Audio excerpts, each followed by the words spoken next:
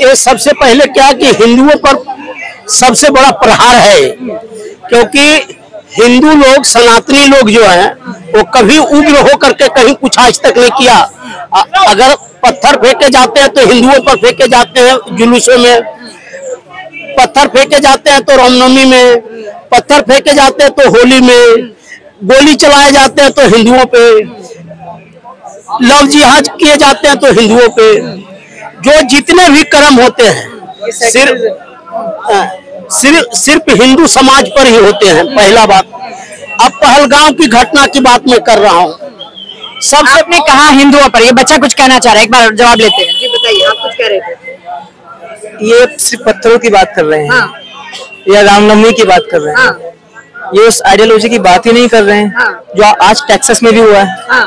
America का Texas शहर में जो वहाँ की मेंबर ऑफ पार्लियामेंट है, उन्होंने क्या कहा है, मुसलमानों के मुंह पे खड़ा होकर कहा है। अब वहाँ तो मोदी जी की सरकार नहीं है ना, उन्होंने कहा है Islam is a religion of rape, यही कहा है ना उन्होंने। और ये तो चाइना तो कहता ही है ना, इस्लाम को तो कोई पागलों का। चाइना के अंदर मुल्ले जो है दाढ़ी नहीं रख सकते, जो मुसलमान लोग पुरुष हैं जो मुल्ले हैं वो दाढ़ी नहीं रख सकते, महिला बुर्का नहीं पहन सकती। देखिए, सबसे पहली बात मैम ये है कि जो पहलगाम में हुआ ना, वो आतंकवादियों ने नहीं किया, वो अल्लाह के फरिश्ते थे। अच्छा, ये कह रहे हैं वो अल्लाह के फरिश्ते थे। हाँ, ठीक ही कहा, वो अल्लाह के फरिश्ते होंगे ही।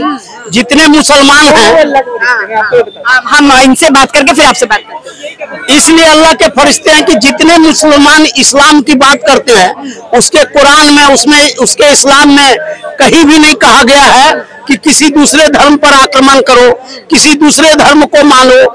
अरे भैया बोलने, ये मजहब शब्द है, इस्लाम में मजहब शब्द, समझे कि नहीं, किसी में कहीं नहीं कहा गया है। लेकिन ये लोग पाकिस्तानियों और हिंदुस्तान के मुस्लिम को छोड़ करके कहीं भी जिहाद नहीं होता। पूरे विश्व में 57 देश है मुस्लिमों का, आपको शायद पता है कि नहीं पता है, मुझे पता है। 57 देशों में हाँ 57 देश है मुस्लिमों का। वो 57 देशों में कहीं भी मतलब जिहाद की बात नहीं होती है, कहीं हिंदू मुस्लिम की बात नहीं होती है, कहीं हाँ वहाँ सिया सुन्नी की होती होगी। सिया सुन्नी आपस में एक दूसरे को काटते हैं, वहाँ एक दूसरे की बेटियों के बलात्कार करते हैं। एक जगह बोल लीजिए, या तो मेरे से बात कर लीजिए या तो फिर इधर उधर कर लीजिए, मैं बात कर सकता। तो अपनी बात खत्म कीजिए, फिर बच्चे आपसे लेते हैं। इस्लाम के नाम पर जो कह रहे हैं लोग, अब बताइए पाकिस्तान से आकर के लोग और जम्मू कश्मीर में वो अपना नागरिकता के साथ तो लेते नहीं है, लेकिन अपना सारे पेपर बना करके यहाँ पुलिस में भी भर्ती हो जाते हैं, सीआरपीएफ में भी भर्ती होता है। ये कितने बड़े दुर्भाग्य की बात है। चाह रहा हूँ जो ये अंकल बोल के गए हैं, बात इनकी सही है बिल्कुल, लेकिन ये बात को वैसे नहीं बोल रहे हैं जैसे बोलना चाहिए। देखिए, हमारे देश में अभी मुस्लिम महिला, हजारों की तादाद में मुस्लिम महिलाएं पकड़ी गई हैं।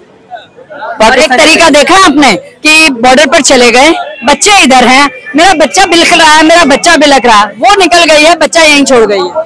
मैं तो ये जानना, क्या स्ट्रेटेजी है, मैं ये जानना चाह रहा हूँ। 1990 के अंदर मुस्लिम महिलाएं कश्मीर के रिगार्डिंग ये कहती थी पाकिस्तान जाएंगे और प्रेग्नेंट होकर आएंगे। या बताइए, नहीं कहते थे हम पाकिस्तान जाएंगे और बच्चा लेकर आएंगे, ये वही जन्म यहीं देंगे, ये वही मानसिकता है। मैं एक छोटा सा सवाल पूछता हूँ, जो इनकी तरफ से कह रहे हैं टेररिज्म हैज नो रिलीजन, या Islamism is a religion of piece जो कह रहे हैं, क्या इनको भारत के अंदर पुरुष नहीं मिले शादी करने के लिए?